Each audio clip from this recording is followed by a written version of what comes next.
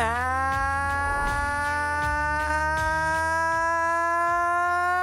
good afternoon, everybody.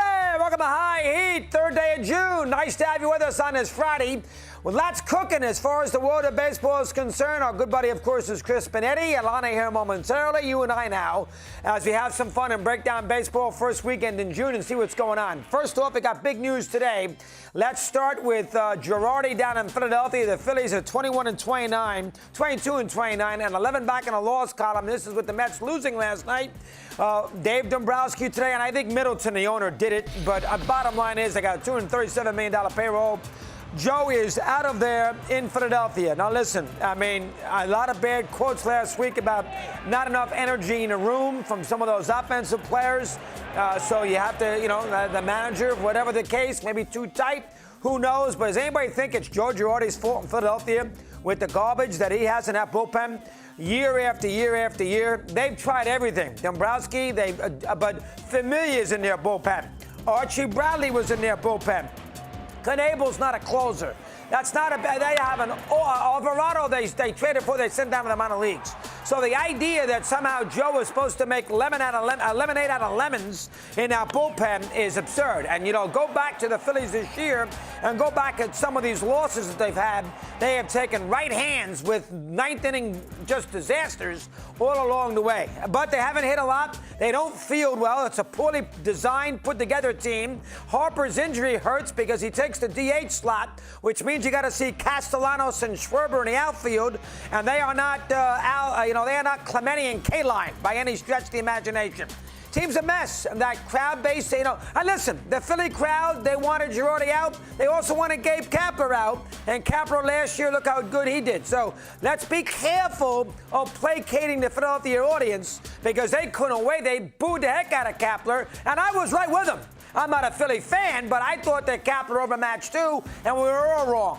So if the Phillies executives are thinking, you know what, let's throw one of the alligators to give the fans what they want, a new manager. It didn't work last time. Don't necessarily think it's going to be working this time. And Rob Thompson is the interim guy for the rest of the year. He's part of Girardi's staff. He's Joe's right-hand man, for crying out loud. He he takes care of all spring training. So in other words, we're going to fire Girardi. We're going to bring Rob Thompson in.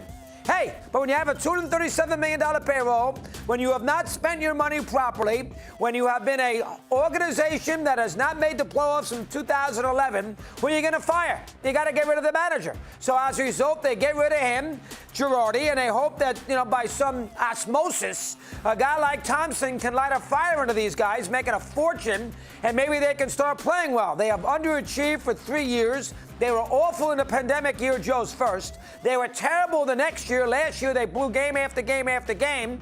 And he made trades, Dombrowski. That didn't work out. He and Kennedy and everything else. And this year, they had the whole offseason to revamp that bullpen. I know there was a lockout, but he had all offseason to revamp that bullpen. And he brought in Schwarber, who can't catch a cold in left field. And Castellanos is not exactly, again, K-line.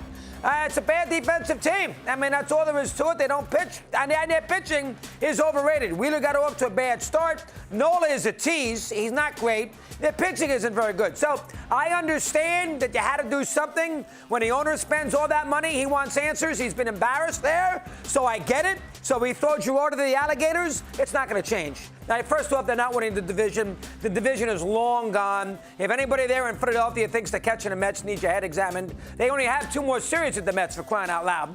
And, the Phillies, obviously, got forever to get back to 500. So the idea that Rob Thompson is the answer is a bunch of nonsense. Now, I don't want to do a pity party for Joe. He's a big boy. He can handle it, getting paid good money. So nobody's giving him a pretty party. But that is what you call, that is the definition of placating your fan base off an off day and throwing one of the alligators. That is an absolute, that's what Dombrowski did. Before they throw him out, they're going to throw Girardi out. And I love Dombrowski. But he's throwing one of the alligators. Let's call it like we see it. That's number one. Number two, the Angels. And I'll tell you right now, if he's not careful, Joe Maddon's next. Because this team is, what an awful, awful job they have done in the last 2 weeks. First off now, I'm going to say this, and I've been on Ohtani forever. I don't want to hear any moaning and groaning, okay? Yesterday in game 1 of that doubleheader, I don't care all this nonsense about him being this great pitcher. Yesterday in that first game of that doubleheader was the most important game that Ohtani has pitched in an Angel uniform. Every game he pitches, they've been awful. So he pitches 6 innings, strikes out 12 guys, and every writer in America brings up the Bambino, who not only did he win 20 games every year with an unbelievable ERA through 33 shutout innings in the World Series. A ridiculous comparison. But that's what everybody did. So Ohtani, who last year imploded at Yankee Stadium, could have got out of the first inning. The Angels, with a long losing streak off a rainout, needed to get that first game yesterday in the worst way. And what does Ohtani do? He gets bombed. Absolutely destroyed. Can't get out of the third inning. Home runs left and right. And then Madden, the manager, tells me, well, he was tipping pitches. Stop protecting him. He wasn't tipping pitches. He wasn't any good. Forget about the tipping pitches. Oh, that drove me crazy. Ohtani didn't get the job done. And that's the biggest start. I don't care what anybody says. Have a feel here of a pitcher in a big game. He has never pitched in a big game in his life. That at Yankee Stadium with a long losing streak, with an incredible free fall. That is the game he's got to go out there, and I said it long before the game. That is the game he's got to go out there and hand the ball off to his closer. That's the way it goes. There are certain games in a season where if you're a big pitcher who gets all these accolades, you got to answer the bell. The Golden State Warriors today are going to get killed by me and other people with that 40-point fourth quarter they gave up last night to the Celtics, and they've won 3 championships. I mean, my God, the Angels came and played 500 baseball. And you know what? Before everybody makes Mike Trout DiMaggio, can I see a couple of hits at Yankee Stadium and better defense? He was lackadaisical, and the old, what's his name, the second baseman, Hernandez, went to second base on a cheap single to center field. Didn't cost him, it could have. He was 0 for 10 with 4 strikeouts before the hit by pitch.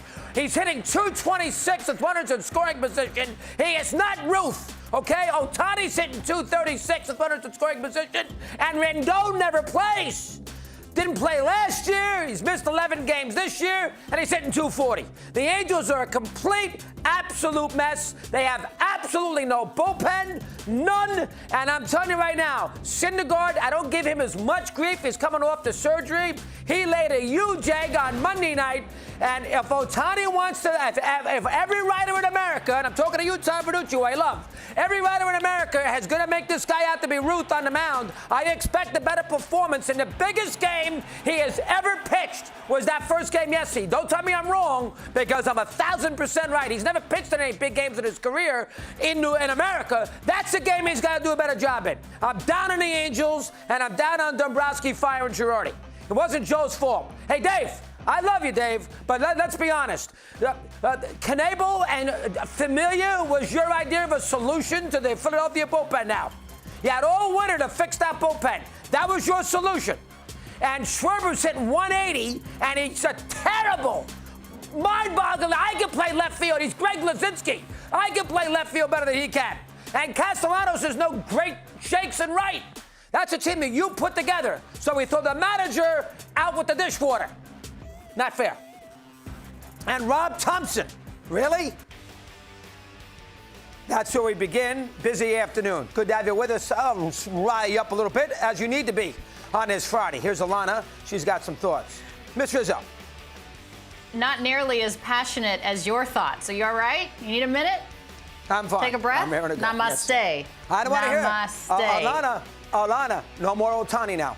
No more Ohtani. I don't want to hear anybody. I wasn't going to talk about it. I wasn't going to talk about Ohtani. Pitch better. I wasn't going to talk about Ohtani. What I'm going to talk about is the whole situation in Philadelphia. This is a situation where something had to give, and he was the scapegoat. Now this becomes a litmus test.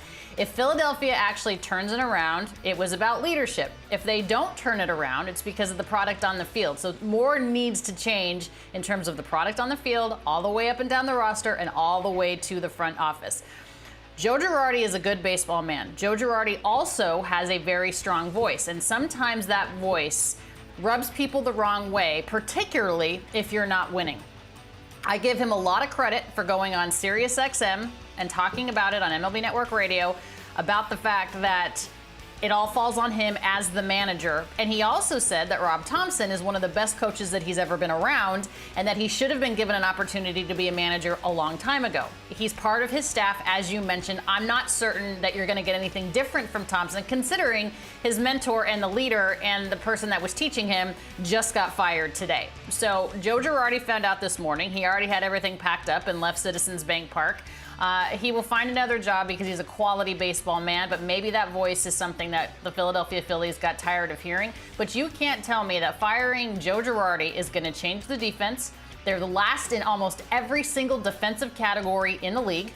It's not going to change the defense, and it's not going to change the situation in the bullpen. So something had to fall, the axe had to fall, and unfortunately it was Joe Girardi's job. When you talk about the Angels, it brings me back to 2014. Now, the Phillies have the second longest postseason drought than the Mariners. The Mariners do. Mariners haven't been in since 2001. Phillies haven't made the postseason since 2011. The Angels haven't made the postseason since 2014. Remember, they get in and then they lose in the first round to the Kansas City Royals. Again, Mike Trout has never won a postseason series, but Mike Trout has also not had the opportunity to be in the postseason very often. You go back to the 2014 Angels, what did they have? They had a very good bullpen. I mean, this is a bullpen that they had Joe Smith, they had Houston Street, they had Kevin Jepson, they brought in Jason Grilli to kind of shore up the back end of that bullpen. When you get into the postseason, you're going to have very close games. They're going to be 1-run, 2-run ball games, and you need a bullpen to be able to do that. The Angels are in a situation right now where they finally got a little bit of pitching, but again, Artie Moreno has tended to go towards always making sure you have position players. They continue to scuffle, and they're not in a position to where they can go into any sort of long-term slumps and not be really affected by it. The Houston Astros are built to win in the regular season, and they're obviously built to win in the postseason. And the Astros are not going to go through any sort of prolonged slumps. If the Angels don't get it together, you might as well Sharpie them out because the Astros aren't going anywhere. And this is a situation with the Angels where you don't have, not only, let's say you go on a fantastic run, not only do you have to worry about what you do, but you're going to need some help from the Astros, and I don't see the Astros going anywhere. So the Angels have absolutely scuffled, and Shohei, as you mentioned yesterday, needed a big game, and he didn't get it. And going up against the Yankees, 100%. who we all know are going to win that division, and they're going to be in the postseason, very likely. This is a team that has the starting pitching, and the Angels don't have the starting pitching. I remember, too, 3 teams from the American League East are going to make the playoffs. Looks like Toronto and Tampa and the Yankees and Minnesota, and so there's not as many spots for the Angels. Now, one thing about Trout, everybody wants to throw pity parties. Oh, it's a shame, never been in the playoffs. He signed 2 long-term contracts with the Angels, a franchise that has not been a successful franchise over a long period of time. Socia was excellent, don't get me wrong, but in the last 15 years, they've done nothing. And he signed 2 long-term contracts where he would have been a very coveted free agent, could have gotten anywhere he wanted, including the Yankees, a team that wins every year. So the idea now that we're going to cry for Trout, if he hated it so much in California and didn't want to be on a good team, he should have bailed. I'm not crying for Trout. I'm not crying for Trout. I'm not crying for Trout, but I'm also not crying for Anthony Rendon, who didn't want to go to Los Angeles in the Dodgers because it wasn't the culture and the community that he wanted to be in. And I'm not crying for Ohtani, who didn't want to go to LA because he wanted the DH, and now there's the DH in both leagues. So Rendon and Ohtani may not be making the postseason. The Dodgers are making the postseason. Now, of course, the Yankees wanted Ohtani in the worst way, and he decided to go to the Angels. And I love Rendon. Everybody who's watching the show, I'm a big fan. And then they got Garrett Cole. And you know, the Yankees are making the postseason. So there you have it. Now, 100%. They made it last year, too. You know, one thing here about the situation, well, with Ohtani and Rendon, one thing about Rendon, you got to play. Okay, great. They paid you $300 million, and he hasn't played. Now, I'm not one necessarily to go crazy about injuries, but greatness is getting on the field. All right, and when he gets on the field, he's hitting 220. And I'm a huge fan. My point is, so nobody can sit there and say I'm picking on him. Play the games. My point is, the Dodgers dodged a bullet with Rendon, who doesn't play a lot, yeah, they and Ohtani, who hasn't pitched as well as we had thought that we were going to.